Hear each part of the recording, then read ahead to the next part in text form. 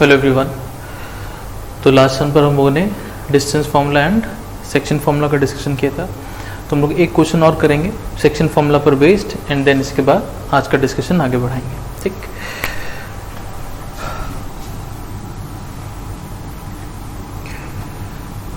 Question हम लिख दे रहे हैं। क्वेश्चन आपको खुद से ट्राई करना है।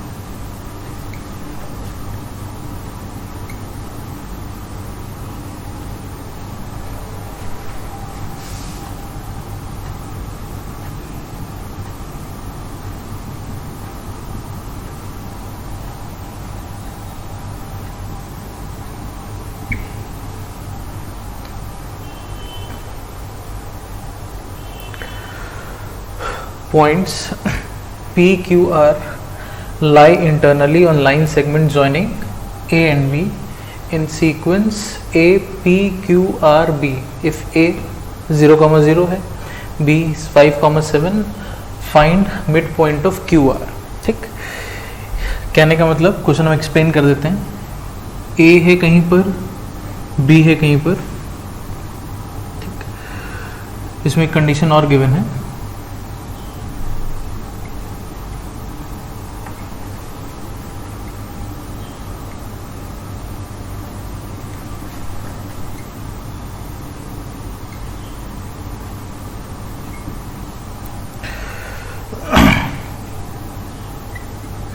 दो पॉइंट्स हैं ए एंड बी। इस पर इंटरनली 3 पॉइंट्स लाई कर रहे हैं पी, क्यू, आर। हमको ए का कोऑर्डिनेट दिया है, बी का कोऑर्डिनेट दिया है और अब हमको एक ये कंडीशन गिवन है। A P equals to A P is 2 times P Q which is equal to 3 times Q R which is equal to 4 times R P. इस तरह से हमको एक कंडीशन गिवन है। तो अब हमको क्यू आर का इन दोनों का हमको मिड पॉइंट फाइंड करना है। ठीक, ए गिवन है, बी गिवन है, रेशियोज गिवन है। आप देख सकते हैं जैसे A P upon P Q 2/1 हो जाएगा। A P is to P Q 2:1 के रेशियो में। फिर P Q upon Q R देखेंगे तो 3:2 के रेशियो में। P Q upon Q R ये रेशियो इधर से इधर 3:2 का है और फिर Q R is to R B ये रेशियो अगर आप देखेंगे तो 3:4 का है। तो हमारे पास रेशियो सारे गिवन है। ए का कोऑर्डिनेट गिवन है, बी का कोऑर्डिनेट गिवन है। हमको क्यू आर का मिड पॉइंट फाइंड करना है। तो अब इस क्वेश्चन को, अच्छा क्वेश्चन है, इनफैक्ट काफ़ी अच्छा क्वेश्चन है। इसको अब आप खुद से एक बार जैसे भी समझ में आता है, जो भी लगता है हमको कोऑर्डिनेट अज्यूम करने की ज़रूरत है तो उसको अज्यूम करके सेक्शन फॉर्मूला लगा के प्रोसीड कर सकते हैं। लग रहा है कि नहीं, बिना अज्यूम किए किसी और तरीके से डायरेक्टली प्रोसीड कर सकते हैं। जैसे भी लग रहा है एक बार इसको खुद से ट्राई करेंगे एंड देन उसके बाद हम लोग इसका सॉल्यूशन देखेंगे। ठीक है, चलिए।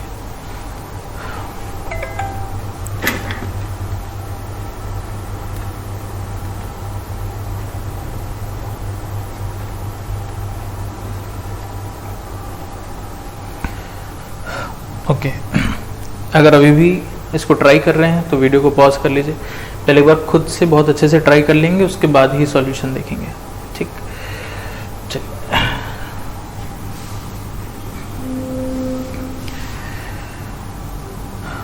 हमको जो कंडीशन गिवन है A P equals to 2 P Q equals to 3 Q R equals to 4 R ऐसे गिवन है। ठीक, एंड ए बी कहीं पर पी क्यू आर ए का कोऑर्डिनेट गिवन है 0,0, बी का कोऑर्डिनेट गिवन है 5,7। ठीक, अब अगर आप इसमें इनके कोऑर्डिनेट अज्यूम करके अगर आप प्रोसीड करेंगे तो आप इसको मानेंगे कुछ x1 y1, इसको कुछ x2 y2 और इसको कुछ x3 y3, है ना। तो आपके पास 6 अननोन है, x1 y1, x2 y2, x3 y3। 6 equation बनाइए, उन 6 इक्वेशन से 6 अननोन को सॉल्व करिए, फिर जब आपको x2 y2 और x3 y3 मिल जाए तब आप इसका मिड पॉइंट लिखिए। एक तरीका तो ये है, हम कर सकते हैं उस तरह से, है ना। हम सेक्शन फॉर्मूला इस पे लगा सकते हैं एक बार, तो x कोऑर्डिनेट और y कोऑर्डिनेट के लिए 2 इक्वेशंस हमको मिलेंगी। फिर एक बार सेक्शन फॉर्मूला हम इस पे लगा सकते हैं PQ/QR इस पे, तो वहाँ से हमको 2 इक्वेशंस मिल जाएंगी। फिर एक बार हम QR/RB इस पे सेक्शन फॉर्मूला लगा सकते हैं। तो हम 6 इक्वेशन बना सकते हैं, बट 6 इक्वेशन बना करके फिर उन 6 वेरिएबल्स को, अननोन को सॉल्व करना थोड़ा कॉम्प्लिकेटेड है। अगर आप उस तरह से प्रोसीड कर रहे होंगे तो आप देख रहे होंगे काफ़ी लेंदी जाएगा कैलकुलेशन। इसमें हम लोग एक चीज़ और कर सकते हैं, जैसे हमको ये सारी क्वांटिटीज आपस में इक्वल गिवन है, ठीक। तो लेट से इसको हम कुछ अज्यूम कर लेते हैं, let this be equal to some lambda, ऐसे मान लेते हैं, ठीक। अच्छा, ये सारी क्वांटिटीज आपस में इक्वल है, तो let it be equal to some value lambda, ऐसा कुछ मान लिया। हम लैम्डा नहीं मान करके हम इसको 12 लैम्डा मान रहे हैं। अब 12 लैम्डा क्यों माना है वो अभी हम प्रोसीड करेंगे तो आपको समझ में आएगा, उससे बहुत फर्क नहीं पड़ेगा, बस हाँ कैलकुलेशन थोड़ा सिंपल हो जाएगा। जैसे यहाँ से AP कितना आएगा, AP की वैल्यू कितनी आ जाएगी 12 लैम्डा, ठीक। AP कितना आ गया 12 लैम्डा। PQ कितना आएगा, अब 2PQ 12 लैम्डा के बराबर है, तो PQ कितना आ जाएगा 12 लैम्डा बाई 2 यानी कि 6 लैम्डा, ठीक। हमको QR का मिड पॉइंट फाइंड करना है, जो हमको फाइंड करना है उसको हमने लेट से कुछ M मान लिया। 3QR 12 लैम्डा के बराबर है, तो यहाँ से QR कितना आ जाएगा 12 लैम्डा बाई 3 यानी कि 4 लैम्डा। तो ये टोटल कितना आ जाएगा 4 लैम्डा, ये टोटल। अगर ये टोटल 4 लैम्डा है, ये लेंथ अगर 4 लैम्डा है, तो क्योंकि ये मिड पॉइंट है तो यहाँ तक 2 लैम्डा आएगा, फिर इसके बाद 2 लैम्डा आएगा, ये 2 लैम्डा होगा, ये भी 2 लैम्डा होगा। आपको ये चीज़ समझ में आ रहा होगा कि अगर हम यहाँ पर 12 नहीं लेते, है ना, तो सिंपली होता AP लैम्डा आता, PQ लैम्डा बाई 2 आता, ये आपका लैम्डा बाई 4 आता, एंड सो ऑन। तो ये जो है ना ऐसे मल्टीपल में दिख रहा है वो अपॉन में दिखता है, जैसे लैम्डा, ये लैम्डा बाई 3 हो जाता, मतलब लैम्डा बाई 2 हो जाता है, इधर लैम्डा बाई 3 आ जाता है, इधर लैम्डा बाई 4 आ जाता है। तो बस कैलकुलेशन थोड़ा सा बढ़ जाता, बहुत कुछ उससे फर्क नहीं पड़ता। कैलकुलेशन को थोड़ा सा आसान रखने के लिए इसीलिए, है ना। बेसिकली इनके जो कोफिशिएंट्स थे यहाँ पे 1 2 3 4, इसका LCM लिया हमने, ताकि AP PQ QR RB ये सारे हमको सिंपल टर्म्स में मिले। 4RB 12 लैम्डा के बराबर, तो यहाँ से RB कितना आ जाएगा 12 लैम्डा बाई 4 यानी कि 3 लैम्डा।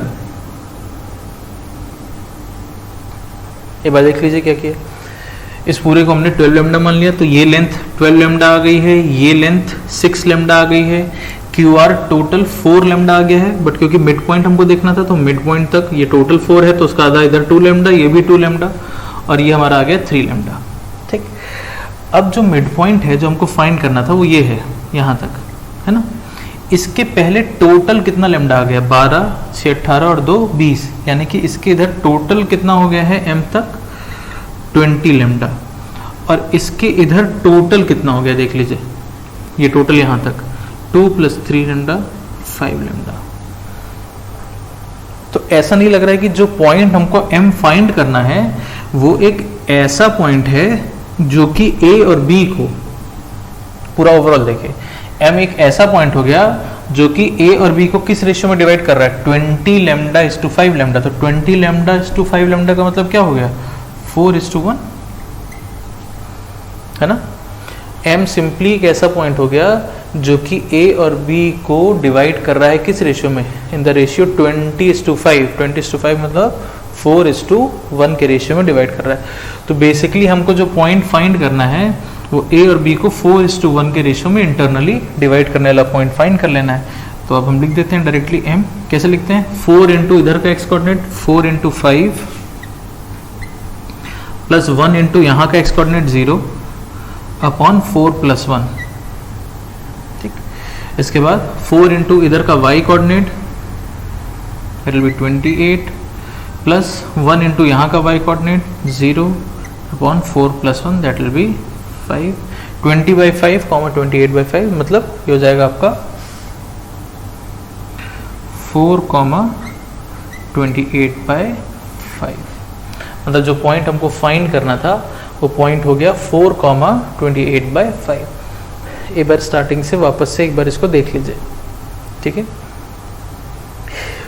अगर हम सबको अलग अलग एज्यूम करते हैं x1 y1 x2 y2 x3 y3 हम कर सकते थे, बट वो बहुत लेंथी हो जाता है ना। इससे क्या फ़ायदा हुआ, इसको कुछ कांस्टेंट जैसा हमने एज्यूम कर लिया तो हमको डायरेक्टली ये सारी लेंथ मिल गई सब लेमडा के टर्म्स में। तो हमने डायरेक्टली ऑब्जर्व कर लिया कि भाई m से इधर कितना है और m के इधर कितना है, तो डायरेक्टली हमको m a और b को किस रेशियो में डिवाइड कर रहा है वो हमको मिल गया,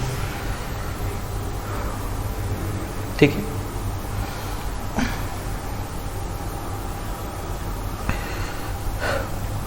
चलिए, आई थिंक ये क्वेश्चन क्लियर हो जाना चाहिए। अब इसके बाद नेक्स्ट टॉपिक देखते हैं इसमें।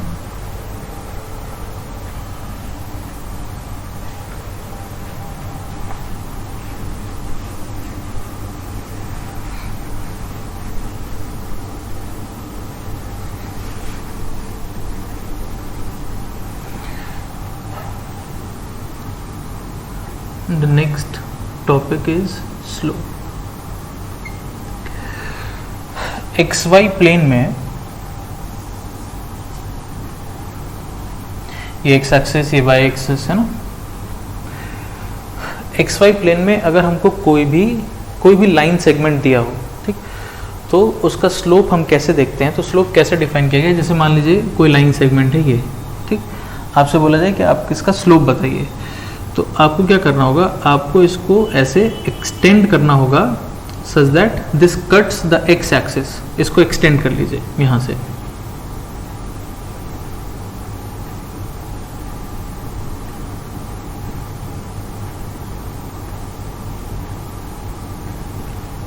सच दैट ये एक्स एक्सिस को कट करे, ठीक। अब ये पॉजिटिव एक्स एक्सिस, ध्यान से सुनेंगे, इसको एक्सटेंड कर लिया such that it cuts the x axis. अब ये ऑब्जर्व करिए कि ये जो हमने इसको एक्सटेंड किया है, ये जब एक्स एक्सिस को कट कर रहा है तो ये positive direction of x axis से, नेगेटिव नहीं, एक्स एक्सिस के पॉजिटिव डायरेक्शन से एंटी क्लॉकवाइज डायरेक्शन, ये एंटी क्लॉकवाइज डायरेक्शन है, ये हमारा क्लॉकवाइज डायरेक्शन है। पॉजिटिव एक्स एक्सिस से एंटी क्लॉकवाइज डायरेक्शन में ये कितना एंगल बना रहा है, ठीक। ये जो भी एंगल आएगा इसका tan ऑफ दिस एंगल आपको इस लाइन सेगमेंट का स्लोप देगा, और स्लोप को हम लोग इन जनरल डिनोट करेंगे m से। स्लोप को देखेंगे हम लोग इन जनरल स्मॉल m से डिनोट किया गया है, ठीक। तो किसी भी लाइन सेगमेंट का हमको स्लोप चाहिए तो यही तरीका है। जैसे मान लीजिए ये लाइन सेगमेंट है ना, ये आपका y एक्सिस है, ये आपका x एक्सिस है। आपको इसका स्लोप देखना है, आप पहले इसको एक्सटेंड कर लीजिए सच दैट ये x एक्सिस को कट करे। अब positive direction of x axis से एंटी क्लॉकवाइज डायरेक्शन में जो भी एंगल आएगा, लेट्स से अल्फा, इसका tan, इस लाइन का जो स्लोप होगा वो हो जाएगा tan of this angle, tan of alpha. इसका स्लोप हो गया tan ऑफ थीटा, ठीक। जैसे मान लीजिए ये लाइन सेगमेंट है ना, बहुत सारे लोग गलती कर देते हैं कहीं कहीं पर, ये लाइन सेगमेंट है ना, ऐसे मेजर कर लिया पूरा, नहीं, जो भी लाइन सेगमेंट है इसको पहले एक्सटेंड करिए सच दैट ये एक्स एक्सिस को कट करे। इसके बाद positive direction of x axis, ये एक्स एक्सिस है, ये वाई एक्सिस है, एक्स एक्सिस के पॉजिटिव डायरेक्शन से एंटी क्लॉकवाइज डायरेक्शन में एंगल देखिए, ये जो भी एंगल आएगा, let's say this is beta, तो इसका जो स्लोप होगा वो जाएगा tan ऑफ बीटा, ऐसा। क्लियर हुआ। तो अगर हमको किसी भी लाइन का या लाइन सेगमेंट का जब भी हमको स्लोप देखना होगा, वो एक्स एक्सिस को कट करे, फिर positive direction of x axis से एंटी क्लॉकवाइज डायरेक्शन में जो भी एंगल आएगा, उस एंगल का tan हमको उस लाइन या लाइन सेगमेंट का स्लोप देगा। ये बात क्लियर होगी, ठीक।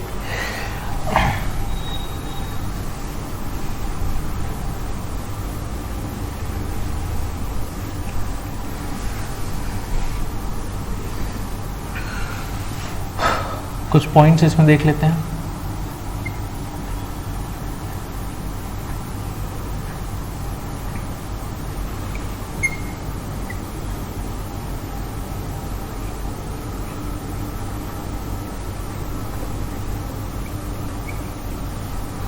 अगर कोई लाइन एक्स एक्सिस के पैरेलल है तो उसका स्लोप कितना हो जाना चाहिए? कोई लाइन अगर एक्स एक्सिस के पैरेलल है तो अब अगर हम इसका एक्स एक्सिस से ही एंगल देखेंगे तो ये तो पैरेलल है ना, तो ऑब्वियसली इसके और इसके बीच का जो एंगल आएगा दैट विल बी जीरो, है ना भाई। इसका जो एंगल होगा वो एक्स एक्सिस से तो जीरो रहेगा, तो tan ऑफ जीरो कितना हो जाएगा? Zero.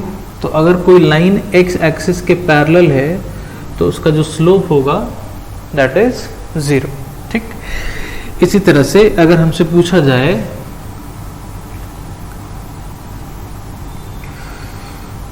Slope of a line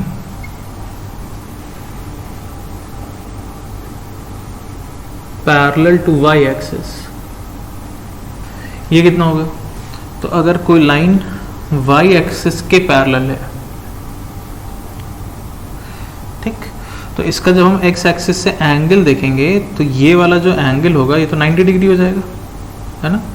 तो इस एंगल का tan, तो tan 90, तो tan 90 तो डिफाइंड ही नहीं है। तो अगर कोई लाइन वाई एक्सिस के पैरेलल है तो इसका जो स्लोप होगा दैट इज अनडिफाइंड।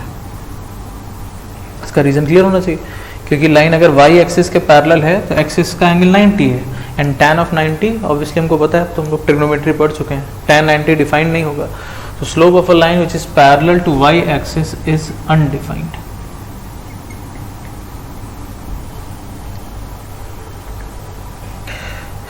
ये बात क्लियर हुई, ठीक। इसके बाद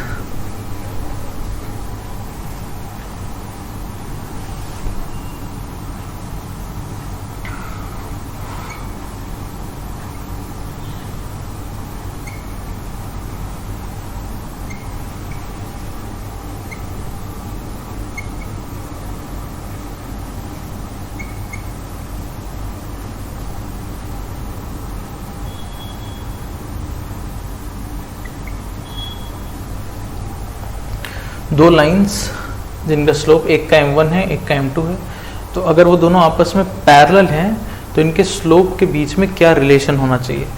तो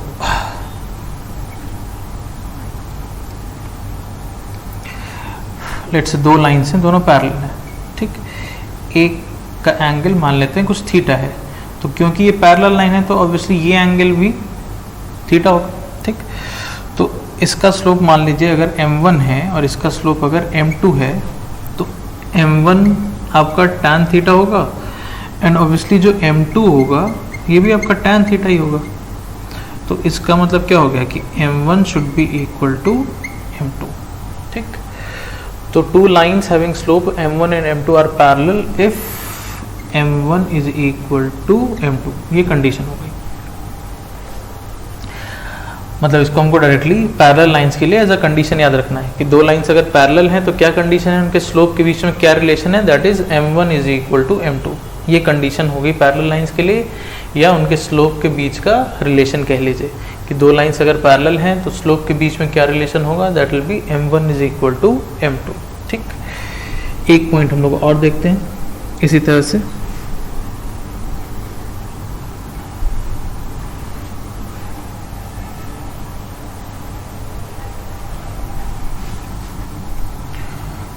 This will be fourth point.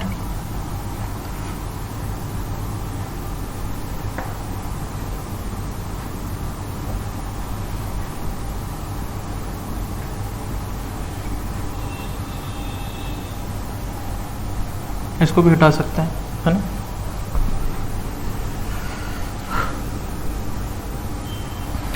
मैंने पहले भी बोला है कई बार कि हर एक एक चीज़ जो हम यहाँ पे लिख रहे होंगे ये आपकी नोट्स कॉपी में होना ही चाहिए, ठीक है।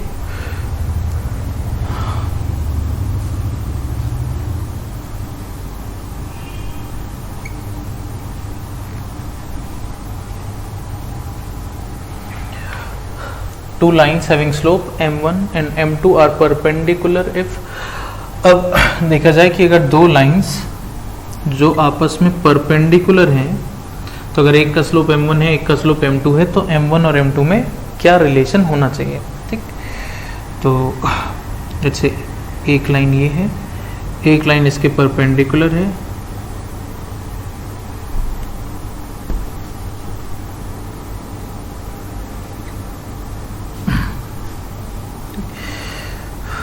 मान लेते हैं ये θ1 और इस लाइन का again positive direction of x axis से एंटी क्लॉकवाइज डायरेक्शन में जो एंगल होगा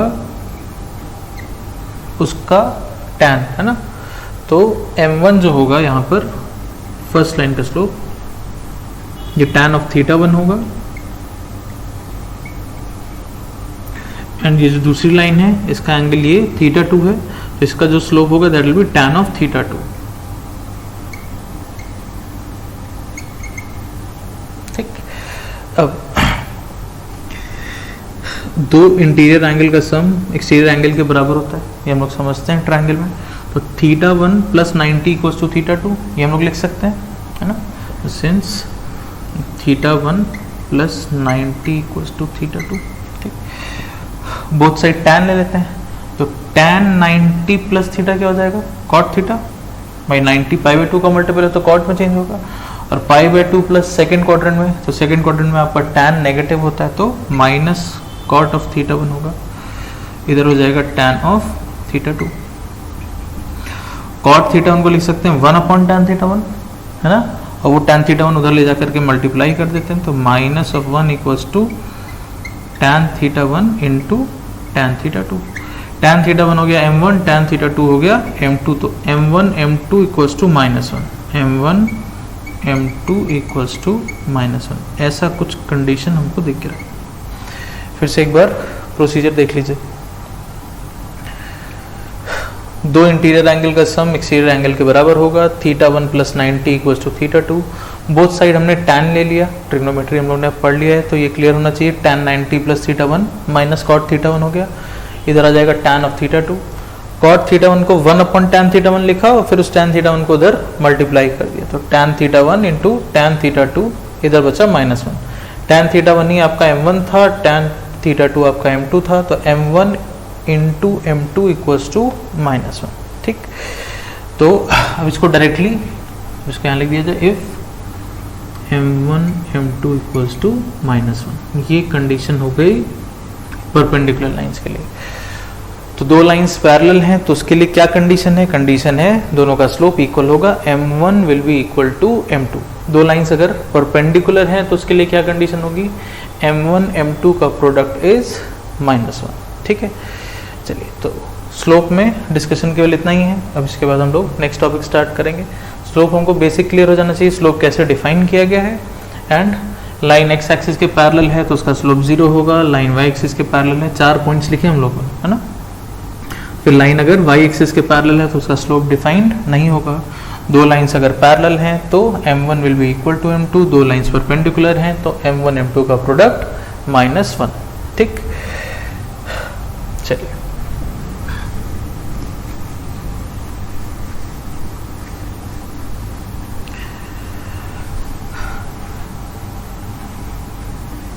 अब अगर मान लीजिए हम आपसे क्वेश्चन पूछें कि दो लाइंस, है ना, बहुत सोच समझ करके इसका आंसर सोचेंगे एक बार, कि अगर दो लाइंस पैरेलल हैं तो उसके लिए जो कंडीशन है क्या वो हर केस में वैलिड है। क्वेश्चन मेरा ये है कि इसे हमने अभी डिराइव किया कि भाई दो लाइंस पैरेलल हैं तो क्या कंडीशन है, m1 is equal to m2। तो क्या ये जो कंडीशन है कि दो लाइंस पैरेलल हैं, क्या ये हर जगह एप्लीकेबल है या इसमें कुछ एक्सेप्शंस भी हैं। ठीक, तो क्या लग रहा है कि क्या होना चाहिए, अगर दो लाइंस पैरेलल हैं तो क्या ये कंडीशन हर जगह वैलिड है, तो हम कहेंगे कि नहीं, ये जो कंडीशन है पैरेलल लाइन की ये हर जगह वैलिड नहीं है। इसमें एक जगह हम कह सकते हैं कि एक केस में ये कंडीशन होल्ड नहीं करेगी, अगर लाइंस दोनों वाई एक्सिस के पैरेलल है। ठीक, क्यों, क्योंकि इसका भी स्लोप है अनडिफाइंड और इसका भी स्लोप है अनडिफाइंड, है ना। अच्छा, तो आप ये नहीं कह सकते कि भाई अनडिफाइंड है तो बराबर होगा, नहीं। आप कोई क्वांटिटी जो डिफाइंड ही नहीं है, जो आपको पता ही नहीं कि क्या है, आप उसको कैसे कंपेयर कर सकते हैं कि ये आपस में इक्वल है? मतलब ऐसा कभी नहीं सोचेंगे कि दो अनडिफाइंड क्वांटिटीज हैं तो इक्वल होगी, नहीं भाई। जो क्वांटिटी डिफाइंड ही नहीं है, जो हमको पता ही नहीं है कि वो क्या है, तो हम उसको कैसे इक्वेट करेंगे कि भाई ये इसके बराबर है, कि ये इससे बड़ी क्वांटिटी है, छोटी क्वांटिटी, हम कुछ कह ही नहीं सकते इसके लिए। तो m1 is equal to m2 वाली कंडीशन इस केस में हम नहीं लगा सकते। हाँ, हम ये जरूर कहेंगे कि लाइन्स आर पैरेलल, बट यहाँ पर m1 is equal to m2 वाली बात नहीं कह सकते, क्योंकि स्लोप डिफाइंड नहीं है। और जो क्वांटिटीज अगर डिफाइंड नहीं है तो हम ये नहीं कह सकते कि नहीं ये आपस में इक्वल है। क्लियर है? सेम उसी तरह से अगर आपसे पूछा जाए कि जब दो लाइंस परपेंडिकुलर हैं तो क्या m1 m2 इक्वल्स टू -1, क्या ये वाली कंडीशन हर जगह वैलिड है, हर केस में? तो हम कहेंगे नहीं। अगेन एक केस में ये कंडीशन वैलिड नहीं है। एक लाइन हम ले लें y एक्सिस के पैरेलल, एक लाइन ले लें x एक्सिस के पैरेलल, दोनों परपेंडिकुलर हैं। एक का स्लोप है 0 और एक का स्लोप है अनडिफाइंड। अब क्या 0 इंटू अनडिफाइंड m1 m2 का प्रोडक्ट इक्वल्स टू -1, क्या ऐसा कुछ होल्ड करेगा? नहीं। अब हम कह ही नहीं सकते, ये तो अनडिफाइंड है ना। ये भी नहीं सोचना है कि 0 इंटू एनी क्वांटिटी 0 हो जाएगा, नहीं। ये क्वांटिटी अब डिफाइंड नहीं है, तो अब हम इसके लिए कुछ कह नहीं सकते, है ना। तो यहाँ पर हम इस कंडीशन के लिए सोचेंगे भी नहीं कि यहाँ पर m1 m2 का प्रोडक्ट -1 आ रहा है कि नहीं आ रहा है, नहीं। ठीक है, लाइन्स परपेंडिकुलर हैं, एक लाइन x एक्सिस के पैरेलल है, एक लाइन y एक्सिस के पैरेलल है, इतनी सी बात बस। यहाँ पर अब हम ये नहीं कहेंगे कि m1 m2 -1 होगा, नहीं होगा, हम नहीं कह सकते। क्वांटिटी डिफाइंड ही नहीं है, तो हम उससे रिलेटेड कोई बात नहीं कर सकते। ठीक, तो कहने का मतलब ये जो कंडीशन है कि दो लाइंस पैरेलल हैं तो m1 इक्वल्स टू m2 होगा, दो लाइंस परपेंडिकुलर हैं तो m1 m2 का प्रोडक्ट -1 होगा। आपसे पूछा जाए कि क्या ये हर जगह वैलिड है, तो नहीं। दोनों ही कंडीशन जो हैं वो एक एक जगह पर होल्ड नहीं करेंगे। पैरेलल में दोनों लाइंस पैरेलल हो गई y एक्सिस के, दोनों का स्लोप अनडिफाइंड है, तो हम नहीं कह सकते कि m1 इक्वल्स टू m2 होगा।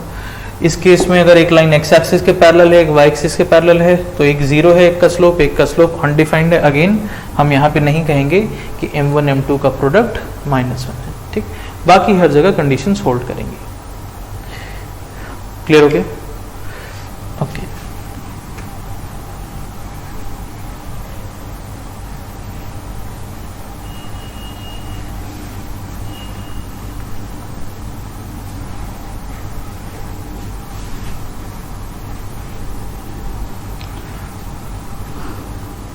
अब इसके बाद हम लोग आते हैं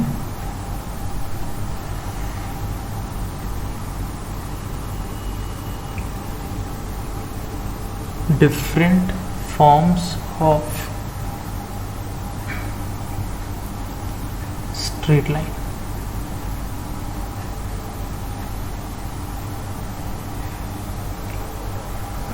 अब बेसिकली यहाँ से अब हम लोग अपना स्ट्रेट लाइन का डिस्कशन स्टार्ट करेंगे। इसके पहले जो भी डिस्कशन था वो बहुत बेसिक था, है ना, distance formula, section formula, slope के बारे में, क्योंकि इन सब की ज़रूरत पड़ेगी। अब स्ट्रेट लाइन का डिस्कशन हम लोग अब यहाँ से स्टार्ट करेंगे। ठीक है,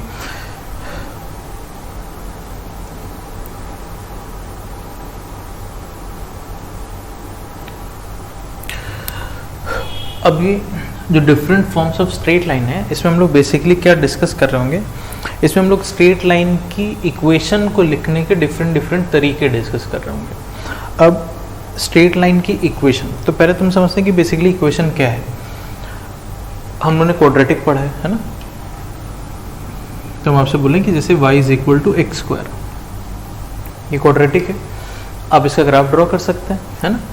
तो y is equal to X square हम ड्रॉ कर सकते हैं। ये कुछ ऐसा बनेगा ड्रॉ करने पर। ये y एक्सिस है, ये x एक्सिस है। तो बेसिकली क्या है कि एक कर्व हमने ड्रॉ किया है, ठीक, और ये क्या रिप्रेजेंट करता है, ये जो हम लोगों ने लिखा है ये क्या रिप्रेजेंट करता है, ये रिप्रेजेंट करता है कि इस कर्व पे लाई करने वाले जो भी पॉइंट्स हैं, भाई जो भी पॉइंट हो गए, हर पॉइंट का कोई x कोऑर्डिनेट और y कोऑर्डिनेट होगा। भाई इस पर आप कोई भी पॉइंट लेंगे तो उसका कुछ x कोऑर्डिनेट आएगा, कुछ y कोऑर्डिनेट आएगा। ये तो हम लोग समझते हैं, कैसे देखते हैं, जैसे कि ये कोई पॉइंट है, इसका x कोऑर्डिनेट कैसे देखते हैं, तो यहाँ से x एक्सिस पे परपेंडिकुलर ड्रॉप कर देते हैं, तो ये जो भी आएगा ये इस पॉइंट का x कोऑर्डिनेट हो गया। इसका y कोऑर्डिनेट देखना है तो यहाँ से y एक्सिस पे परपेंडिकुलर ड्रॉप कर देते हैं। यहाँ पर जो मिलेगा वो इस पॉइंट का y कोऑर्डिनेट हो गया। मान लीजिए ये आ गया अल्फा कॉमा 0 और ये कुछ आ गया मान लीजिए 0 कॉमा बीटा। तो यहाँ का कोऑर्डिनेट क्या हो गया, x कोऑर्डिनेट अल्फा है और y कोऑर्डिनेट यहाँ का बीटा है, इस तरह से, है ना। तो हम xy प्लेन में कोई भी कर्व ड्रॉ करें, कुछ भी ड्रॉ कर दें, चाहे फिर वो क्वाड्रेटिक का हो, चाहे वो एक स्ट्रेट लाइन हो, है ना। हम लोग अभी आगे चल के सर्कल्स पढ़ेंगे, चाहे वो सर्कल हो, चाहे कुछ भी हो। आप xy प्लेन में कोई भी फिगर अगर आप ड्रॉ करते हैं तो जो भी आप ड्रॉ कर रहे हैं ऑब्वियसली उस पर लाई करने वाले पॉइंट्स होंगे, बहुत सारे पॉइंट्स मिलेंगे आपको, ठीक। तो इस पर लाई करने वाला जो भी पॉइंट है उसका जो x और y कोऑर्डिनेट है उसके बीच का जो रिलेशन है वही बेसिकली उसकी इक्वेशन कहलाता है। जैसे हमसे बोला जाए कि इसकी इक्वेशन क्या है तो हम बोलेंगे इसकी इक्वेशन है y is equal to X square, या इसको कह लीजिए X square minus Y equal to 0, एक ही बात है। तो जब आप बोलते हैं कि ये स्ट्रेट लाइन की इक्वेशन है ना, या फिर ये सर्किल की इक्वेशन है, तो इक्वेशन क्या रिप्रेजेंट करता है वो हमको पहले क्लियर होना चाहिए। इक्वेशन क्या रिप्रेजेंट करता है कि हमने जो भी ड्रॉ किया है फिगर, फिर चाहे वो स्ट्रेट लाइन हो, सर्किल हो, चाहे वो क्वाड्रेटिक का हो, इसको, है ना, इसका शेप हम लोग को क्वाड्रेटिक में बताया गया होगा, है ना। ये पैराबोला होता है बेसिकली, हम लोग पैराबोला जब पढ़ेंगे तो अगेन इसको डिस्कस करेंगे। तो हम XY प्लेन में कोई भी फिगर ड्रॉ करते हैं, है ना, तो उस पर जो लाई करने वाले x और y के कोऑर्डिनेट्स हैं, उन x और y के कोऑर्डिनेट में आपस में क्या रिलेशन है, उसी रिलेशन को हम बेसिकली कहते हैं कि ये उसकी इक्वेशन है, ठीक। अब जैसे इस पर ये वाला जो कर्व है, इस पर एक पॉइंट लाई करेगा 0,0, इस पर एक पॉइंट लाई कर रहा होगा 1,1, है ना। तो आप देख सकते हैं 0,0 सेटिस्फाई करेगा, 1,1 सेटिस्फाई करेगा, इस पर 2,4 लाई करेगा, है ना। तो आप x को 2 पुट कर दीजिए, y को 4 पुट कर दीजिए, 2 स्क्वायर। तो बेसिकली क्या है, कोई भी इक्वेशन बेसिकली आपको क्या दिखा रहा है, आपको क्या बता रहा है कि वो जब हम उसको XY प्लेन में ड्रॉ करेंगे तो वो जो भी कर्व आएगा उस पर जो भी XY पॉइंट्स, जो भी कोऑर्डिनेट लाई करेंगे, तो उनके कोऑर्डिनेट्स के बीच में आपस में जो रिलेशन है, उसी रिलेशन का जो रिप्रेजेंटेशन है, वही रिलेशन ही बेसिकली उस कर्व की इक्वेशन है। जैसे ये पैराबोला है, इस पैराबोला की इक्वेशन हो गई x square minus Y equal to 0 या y is equal to X square, कैसे भी कह लीजिए, एक ही बात है ना। तो सेम उसी तरह से स्ट्रेट लाइन के लिए, सेम उसी तरह से सर्किल के लिए। तो अभी जो हम लोग पढ़ने जा रहे हैं different forms of straight line, वो बेसिकली हम लोग स्ट्रेट लाइन की डिफरेंट इक्वेशंस के बारे में डिस्कस करेंगे। डिफरेंट इक्वेशन का मतलब भाई स्ट्रेट लाइन तो है ही है, तो इक्वेशन तो वही है, बस उसको लिखने के तरीके अलग अलग है, ठीक। अभी बार उसको स्टार्ट करते हैं तो समझ में आएगा कि क्या है। पहले तो हमको इक्वेशन वाली बात क्लियर होनी चाहिए कि इक्वेशन का बेसिक मतलब क्या है, कि जो भी हमारा कर्व है उस पर लाई करने वाले जो पॉइंट्स हैं, उसमें जो XY कोऑर्डिनेट है, उसके बीच का आपस का क्या रिलेशन है, वही रिलेशन उस कर्व की इक्वेशन कहलाता है, ठीक। अब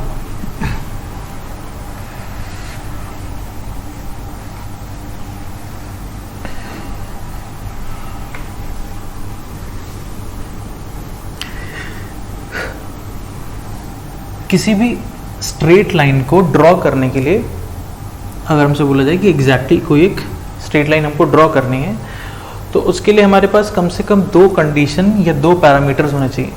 2 पैरामीटर्स जब हम फिक्स करेंगे तभी जा करके हम स्ट्रेट लाइन को कंप्लीटली डिफाइन कर पाएंगे, ठीक। अब इसका मतलब क्या है उसको भी हम देखते हैं। डिफरेंट फॉर्म्स में जो पहला फॉर्म है इसको बोला गया है पॉइंट स्लोप फॉर्म। अब हमको हेडिंग से बेसिकली समझ में आएगा। अब इस फॉर्म में क्या किया गया है, इन दोनों पैरामीटर्स को फिक्स किया गया है। मतलब हमारे पास क्वेश्चन में क्या इंफॉर्मेशन है कि स्ट्रेट लाइन किसी एक गिवन पॉइंट से पास करी, वो पॉइंट हमको पता है और उस लाइन का हमको स्लोप पता है। जैसे मैंने अभी बोला ना कि स्ट्रेट लाइन को डिफाइन करने के लिए आपको 2 कंडीशंस बताना जरूरी होगा। जब तक आप 2 कंडीशन फिक्स नहीं करेंगे आप स्ट्रेट लाइन कंप्लीटली डिफाइन नहीं कर सकते। जैसे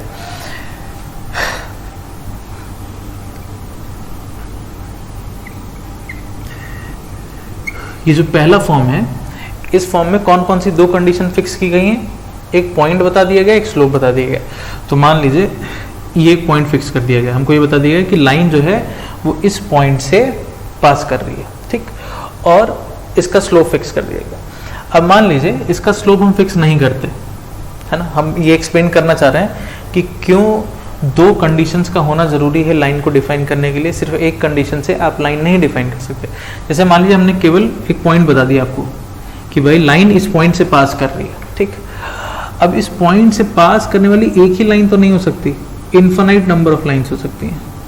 बहुत सारी लाइंस हम बना सकते हैं इसी पॉइंट से पास करते हुए, ये बात कह रहे हैं। तो अभी लाइन को एग्जैक्टली हमने डिफाइन नहीं किया। अगर हमको एक एग्जैक्टली एक फिक्स्ड एक लाइन चाहिए तो क्या ये केवल कंडीशन सफिशिएंट है? ये केवल बताना कि लाइन पॉइंट से पास कर रही है, इस एक पॉइंट से पास कर रही है, क्या इस कंडीशन से हमारा काम चलेगा? नहीं, क्योंकि एक पॉइंट से पास करने के लिए बहुत सारी लाइंस हम बना सकते हैं, ठीक। उसी तरह से मान लीजिए हम पॉइंट नहीं बताते, हम केवल उसका स्लोप फिक्स कर देते। हम बोल देते कि भाई उस लाइन का स्लोप जो है वो tan 30 डिग्री है, ठीक। अब आप लाइन बनाइए तो tan 30 डिग्री यानी कि एंगल 30 डिग्री है, तो tan 30 डिग्री पर हम बहुत सारी लाइन बना सकते हैं। भाई ये भी लाइन है जिसका एंगल 30 डिग्री है, एक और लाइन इसके पैरेलल बना सकते हैं 30 डिग्री पर, और लाइन बना सकते हैं 30 डिग्री पर। इन्फिनाइट नंबर ऑफ लाइन्स हम ड्रॉ कर सकते हैं, ठीक। तो केवल अगर हम एक कंडीशन फिक्स कर रहे हैं, हमने केवल पॉइंट फिक्स कर दिया या केवल हमने स्लोप फिक्स कर दिया, तो हम लाइन को फिक्स नहीं कर पा रहे। हम अभी infinite number of lines draw कर सकते हैं, इस केस में भी, इस केस में। लेकिन जब हम दोनों फिक्स कर देंगे, हमने लाइन के लिए दोनों कंडीशन बता दी। हमने बोल दिया कि अब जो लाइन है वो इस पॉइंट से पास भी करे और साथ ही साथ एक्स एक्सिस से 30 डिग्री भी बनाए, तो अब केवल और केवल हमको एक ही ऐसी लाइन मिल सकती है जो कि इस स्पेसिफिक पॉइंट से भी पास करे और एक्स एक्सिस से 30 डिग्री बनाए। अब हमारी लाइन फिक्स हो गई। अब हम दो लाइंस नहीं बात कर सकते, अब हम इसके अलावा और कोई लाइन नहीं बना सकते, दोनों कंडीशन फिक्स होने के बाद। अगर हम केवल एक ही कंडीशन को फिक्स रखेंगे तो हम बहुत सारी infinite number of lines draw कर सकते हैं। लेकिन जैसे हमने दोनों कंडीशन फिक्स कर दी कि नहीं, लाइन को इस स्पेसिफिक पॉइंट से भी पास करना है और लाइन का हमने स्लोप भी बता दिया कि इसका स्लोप भी tan 30 आना चाहिए, तो इस पॉइंट से पास करने वाली और इस स्पेसिफिक स्लोप की लाइन केवल एक ही लाइन ड्रॉ। क्या हम और कोई लाइन बना सकते हैं इस पॉइंट से जो कि 30 डिग्री पर आए? नहीं। और कोई भी लाइन बनाएंगे तो ऑब्वियसली उसका एंगल या तो 30 से कम हो जाएगा या 30 से ज़्यादा हो जाएगा, तो एग्जैक्टली 30 डिग्री पर एक ही लाइन। इसीलिए एंड हम लोग जितने जितने फॉर्म्स पढ़ते जाएंगे, हम देखते जाएंगे, एंड ये बात हमेशा दिमाग में रखिएगा कि किसी भी लाइन को एग्जैक्टली अगर हमको डिफाइन करना है तो उसके लिए हमको एग्जैक्टली दो कंडीशंस की ज़रूरत होगी। अगर हमारे पास दो से कम कंडीशंस हैं तो हम एग्जैक्टली कोई एक फिक्स्ड स्ट्रेट लाइन नहीं बता सकते या डिफाइन नहीं कर सकते। किसी भी एक लाइन को डिफाइन करने के लिए हमको दो कंडीशंस चाहिए ही होंगी। एंड यहाँ पर जो हम लोग different forms of straight line पढ़ने जा रहे हैं, इसमें बेसिकली यही है कि हर फॉर्म में क्या है कि दो अलग अलग तरीके की कंडीशंस हमारे पास गिवन होंगी। जैसे यहाँ पे पॉइंट और स्लोप दिया है, दूसरे में कुछ और दो कंडीशन होंगी, थर्ड फॉर्म में कुछ और दो कंडीशंस होंगी, एंड उन कंडीशंस को यूज करते हुए हमको लाइन की इक्वेशन लिखनी होगी। मतलब बेसिकली हम लोग ये सीखेंगे कि डिफरेंट कंडीशंस अगर हमारे पास क्वेश्चन में हैं तो उनको यूज करके हम कैसे स्ट्रेट लाइन की इक्वेशन लिखेंगे, ठीक। तो पहले स्टार्ट करते हैं पॉइंट स्लोप फॉर्म से, बट इसको स्टार्ट करने से पहले एक चीज हम लोग और देखेंगे।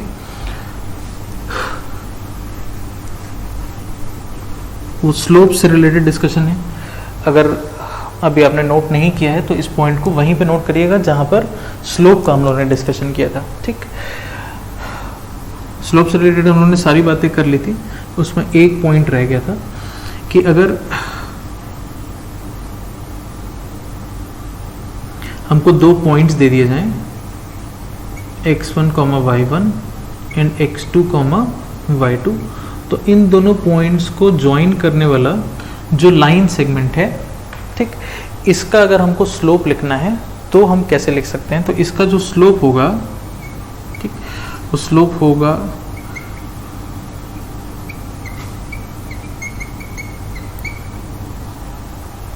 y2 minus y1 upon x2 minus x1, ठीक। कैसे लिख रहे हैं स्लोप? तो जैसे हमने बताया कि इसको एक्सटेंड कर लें, ठीक, और ये positive direction of x axis से कितना एंगल एंटी क्लॉकवाइज डायरेक्शन में बना रहा है, इसको मेजर कर लें थीटा। ठीक, यहाँ से परपेंडिकुलर ड्रॉप कर दीजिए एक्स एक्सिस पे, यहाँ से परपेंडिकुलर ड्रॉप कर दीजिए एक्स एक्सिस, यहाँ से परपेंडिकुलर ड्रॉप कर दीजिए वाई एक्सिस पे।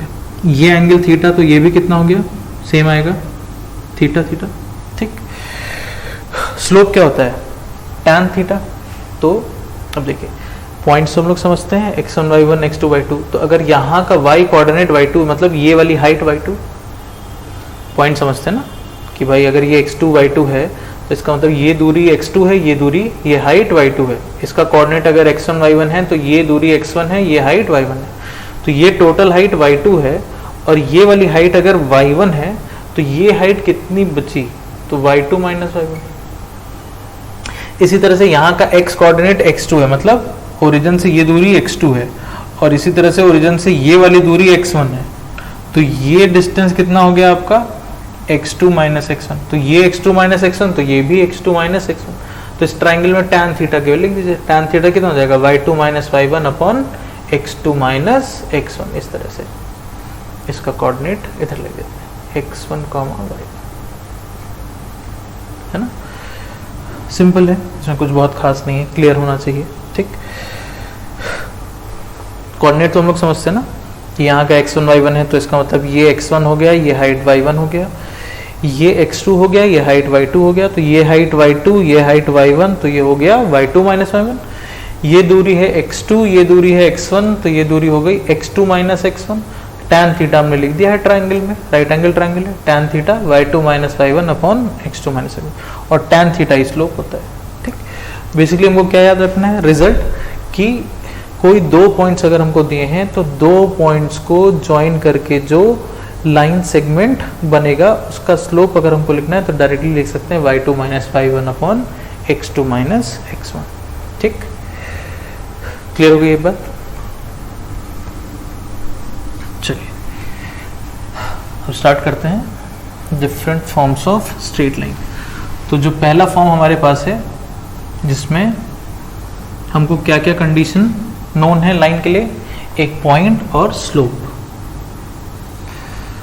तो लाइन पे लाई करने वाला एक पॉइंट हमको पता है और हमको इस लाइन का स्लोप पता है, let's say the slope is m। और अब हमको इस लाइन की इक्वेशन लिखनी है। ठीक, तो हमने क्या किया, इस लाइन पर एक जनरल पॉइंट ऐसे अज्यूम कर लिया कहीं पर x, y। ठीक, ये चीज मैंने अभी एक्सप्लेन करी थी कि जो भी हम इक्वेशन लिखते हैं वो क्या रिप्रेजेंट करता है कि इस कर्व पे लाई करने वाला जो भी पॉइंट है उनके बीच का आपस का रिलेशन। तो हमने इस पर एक जनरल पॉइंट मान लिया x, y। ठीक, अब x और y के बीच का हमको रिलेशन ही लिख देना है, वही जो रिलेशन होगा वो इस लाइन की इक्वेशन हो जाएगी। तो अब हम कैसे लिख सकते हैं रिलेशन, अभी जैसे हमने डिस्कस किया कि भाई ये वाला जो लाइन सेगमेंट है ना, अब आप इस लाइन सेगमेंट को कह लीजिए या ये पूरी लाइन कह लीजिए, स्लोप तो वही रहेगा ना भाई, स्लोप चाहे इसका हो चाहे इस पूरी लाइन का हो, एंगल तो एक्स एक्सिस से वही बन रहा है, तो स्लोप तो चाहे इसका कह लीजिए चाहे इस पूरी लाइन का कह लीजिए।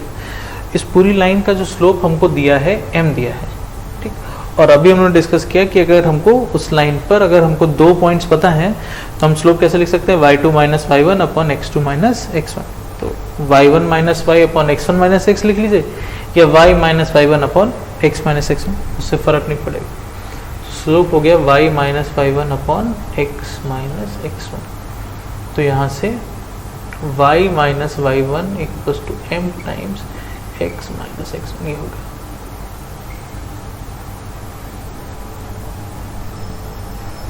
ठीक, हम लोग 6 या 7 फॉर्म्स के आसपास डिस्कस करेंगे स्ट्रेट लाइन में, एंड सारे फॉर्म्स आपको डायरेक्टली याद होने चाहिए ना, कि जैसे कहीं पर किसी भी क्वेश्चन में अगर हमको पॉइंट और स्लोप पता है और हमको लाइन लिखना है तो अब पूरा है ना ऐसे डिराइव करने की जरूरत नहीं, हमको डायरेक्टली पता होना चाहिए या याद होना चाहिए कि ऐसे लिखेंगे y minus y1 equals to m x minus x1।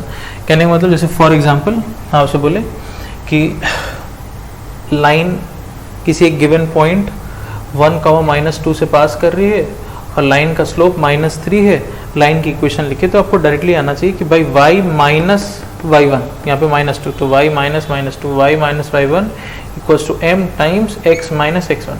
अब इसको हम फर्दर सिंप्लीफाई करके रीअरेंज कर सकते हैं।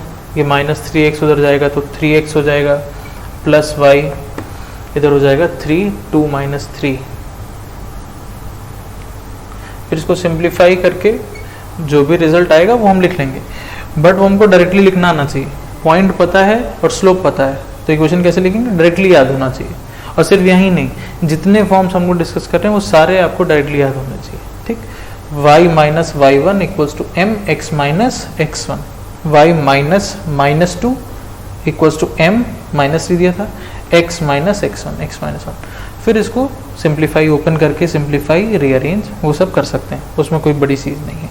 डायरेक्टली लिखना ये हमको याद होना चाहिए। ठीक, पॉइंट स्लोप फॉर्म कैसे डिराइव किया गया वो क्लियर हो गया, उसके बाद रिजल्ट याद रखेंगे। ठीक है, इसको देख लीजिए एक बार।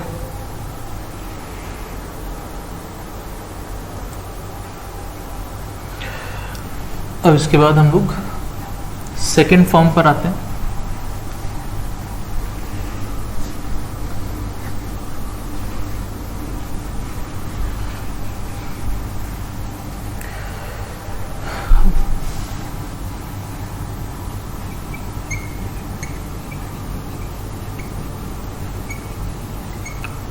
Two point form. ठीक, अब नाम से हमको समझ में आ रहा है कि जैसे मैंने पहले भी बोला था कि हर केस में बेसिकली क्या होगा कि कोई दो कंडीशन आपको दे दी जाएंगी एंड उन दो कंडीशंस को यूज़ करते हुए आपको स्ट्रेट लाइन की इक्वेशन लिखनी होगी।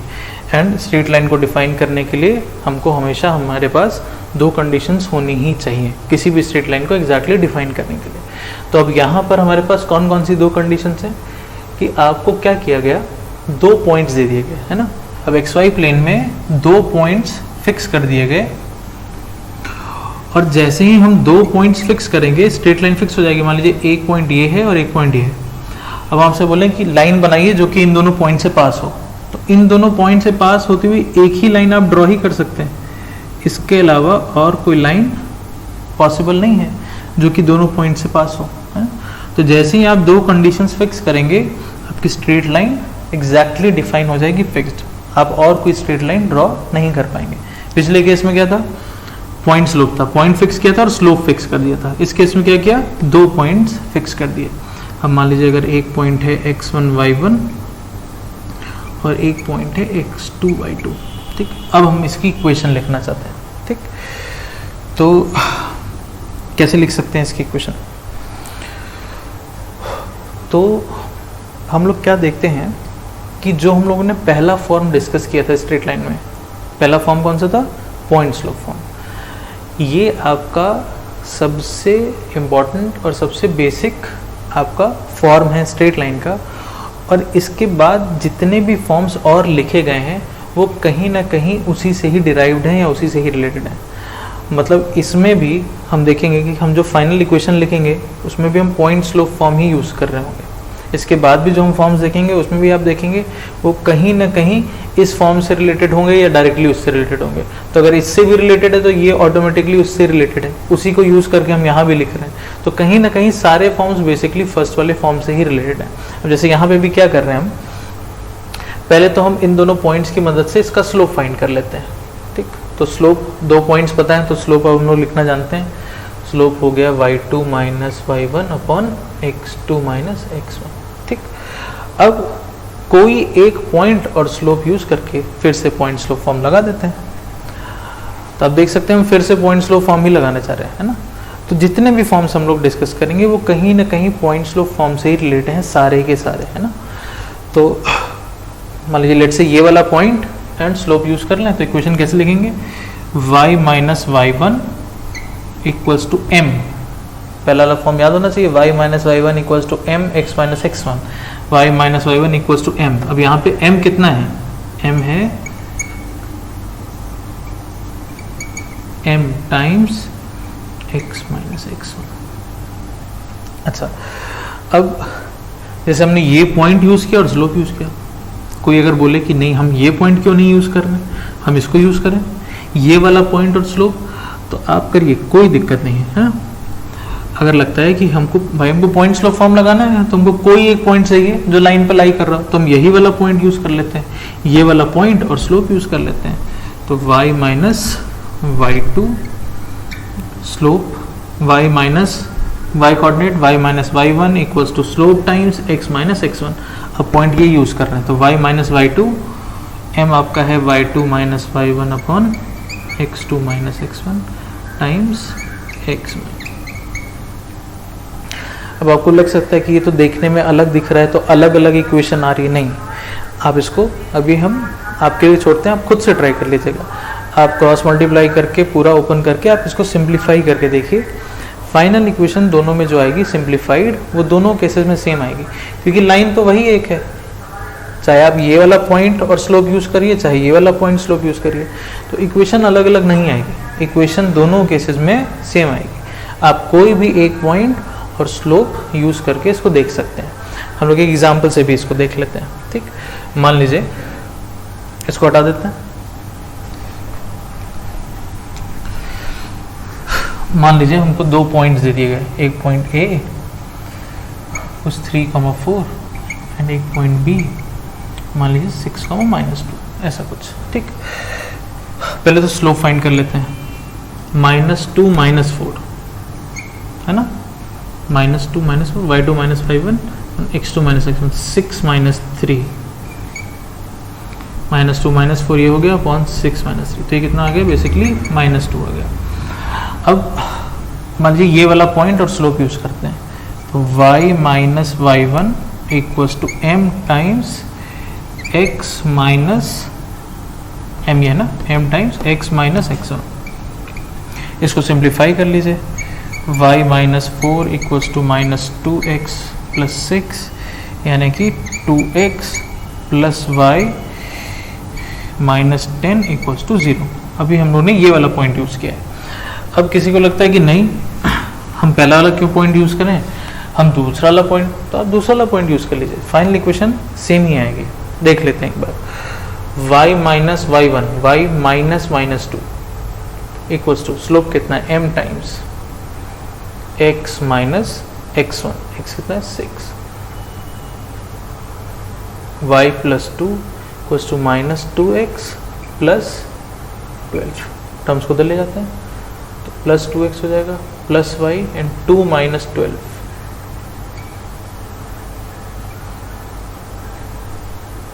सेम इक्वेशन है ना। तो ऑब्वियसली ये बात हमको ऐसे लॉजिकली भी समझ में आनी चाहिए कि भाई हम सेम ही लाइन की इक्वेशन लिख रहे हैं, है ना, तो वही एक लाइन है, तो इक्वेशन तो ऑब्वियसली सेम ही आनी चाहिए, चाहे हम ऐसे करें चाहे वैसे करें ना, तो उससे फ़र्क नहीं पड़ता। तो इस तरीके का कोई भी डाउट मन में नहीं रखेंगे कि ये वाला पॉइंट यूज़ कर लें तो क्या होगा, ये पॉइंट यूज़ करेंगे तो क्या अलग इक्वेशन आएगी। नहीं, ऐसा नहीं है। जब हम सेम ही लाइन की बात कर रहे हैं तो हम कैसे भी करेंगे इक्वेशन सेम ही आएगी, है ना। ठीक, तो आप देख सकते हैं कि बेसिकली यहाँ पे भी पॉइंट स्लोप फॉर्म ही यूज़ किया। भाई पहले हमने स्लोप निकाल लिया, फिर हमने एक पॉइंट और स्लोप यूज़ कर लिया, पॉइंट स्लोप फॉर्म से हमने इक्वेशन लिख दी। तो सारे फॉर्म्स में हम देखेंगे कि कहीं ना कहीं हम लोग सेम पहला वाला जो फॉर्म है उसी को कहीं ना कहीं हम लोग यूज़ कर रहे होंगे। ठीक है, तो दो फॉर्म्स हम लोगों ने डिस्कस कर लिए हैं, एक पॉइंट स्लोप फॉर्म और एक 2 पॉइंट फॉर्म।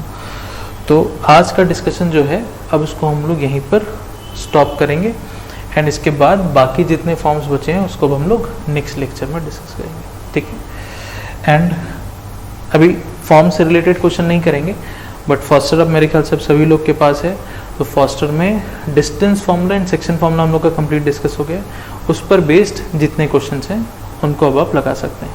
ठीक, distance formula and section heading दिया हुआ है फॉस्टर में, हेडिंग वाइज उसमें क्वेश्चंस हैं, तो distance formula and section formula वाले क्वेश्चन अब आपको कर लेने हैं। ठीक है, चलिए, थैंक यू।